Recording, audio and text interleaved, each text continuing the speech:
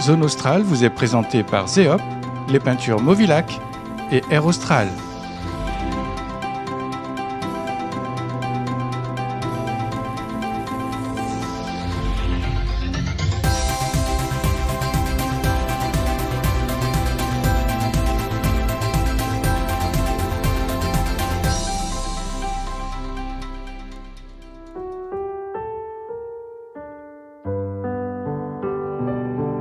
Pour cette 8e édition, nous allons recevoir bien évidemment Elżbieta Dedek, notre marraine, celle par qui tout a commencé il y a 10 ans.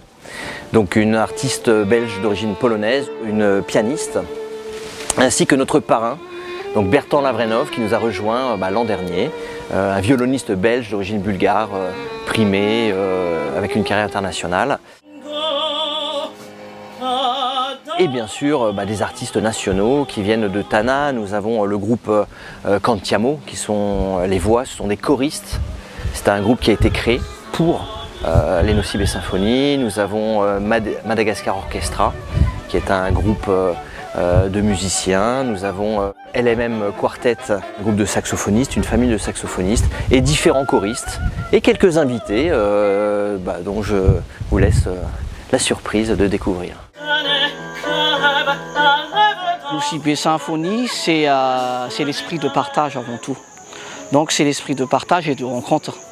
Donc ça permet, moi ça représente cette rencontre, cette fusion entre les cordes et les voix, mais surtout des artistes ici au niveau local Nocibé, des artistes au niveau national, mais aussi des artistes au niveau international. Le festival de Nocibé Symphonies a pris une dimension internationale. Il y a des musiciens qui viennent d'Europe, tout à fait dans des domaines bien sûr musicaux, mais variés, que ce soit en musique de chambre ou en soliste. Les voix malgaches ont un timbre particulier. Je pense que c'est de naissance. On ne peut pas apprendre à quelqu'un d'être talentueux.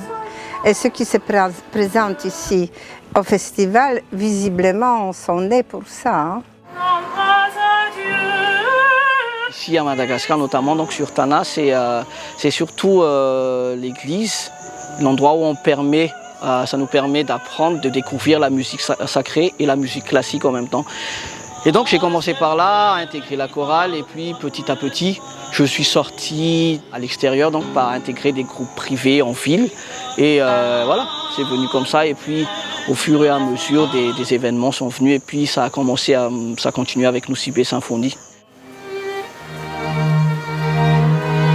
Le festival Nocibé Symphonies représente un tremplin et de progrès et d'échanges culturels pour Madagascar Orchestra. D'abord, grâce à l'opportunité qu'on a d'avoir des artistes internationaux comme Bertrand Lavrenov qui nous poussent techniquement à interpréter, à jouer des morceaux qu'on n'a pas forcément l'habitude de travailler dans notre quotidien. Donc le fait d'avoir de nouveaux répertoires musicaux, ça nous entraîne dans de nouveaux horizons au fait. C'est un tremplin pour les jeunes solistes. Là, on a vraiment les jeunes de 18-22 ans. Ils peuvent travailler leur scène, travailler leur son, s'adapter à toutes les conditions possibles d'un concert classique et qu'on ne retrouve pas à Tana. Et puis surtout, partager les moments musicaux avec tous les musiciens pour Nocibé Symphonies. La joie de participer à Nocibé Symphonies, c'est un rêve qui se réalise depuis que je connais la 4e édition, je pense. Et j'ai rêvé, je me suis dit, je voudrais vraiment participer un jour. Et je suis contente parce que cette année, c'était sur audition. Donc j'ai passé l'audition avec Natacha et Seth et j'ai été prise et j'étais folle de joie à l'idée de participer cette année.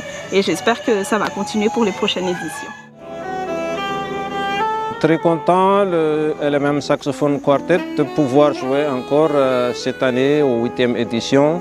Au fil des années, l'évolution et l'amélioration de Nusibe Symphonie est palpable ou visible sur le point de vue déjà musicalement, des prestations de chaque groupe, de chaque membre.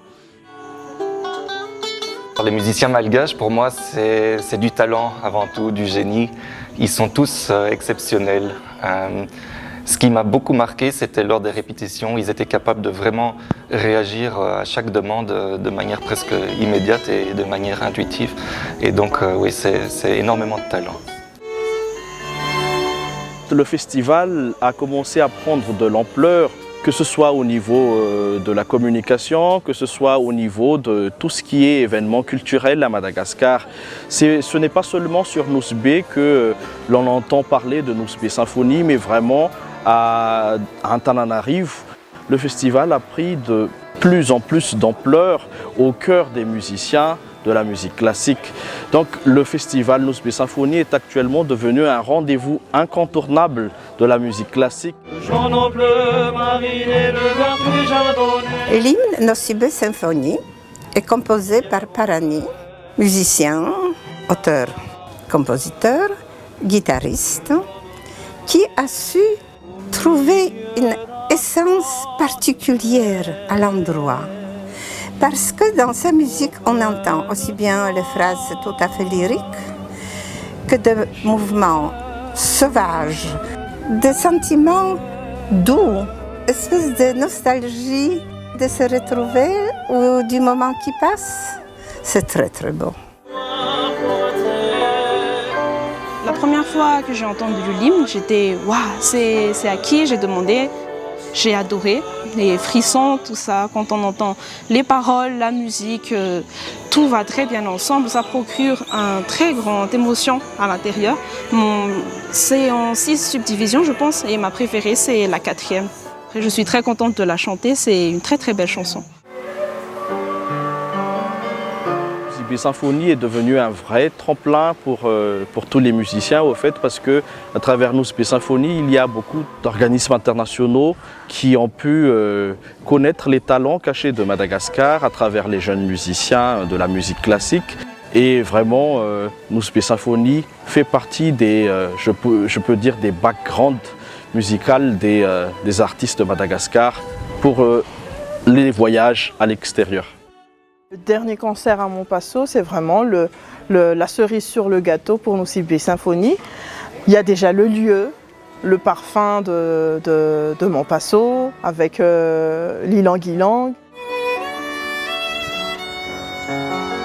Le Montpasso, c'est toujours quelque chose de grandiose. On va terminer en apothéose sur le Montpasso avec tous les artistes et même les répertoires qu'on va interpréter.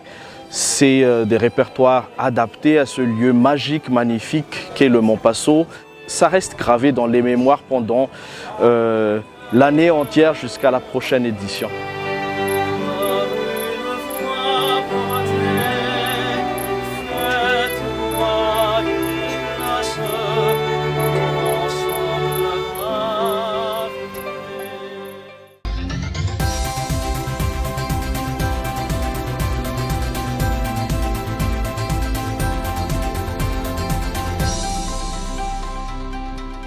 Zone Australe vous a été présentée par Zeop, les peintures Movilac et Air Austral.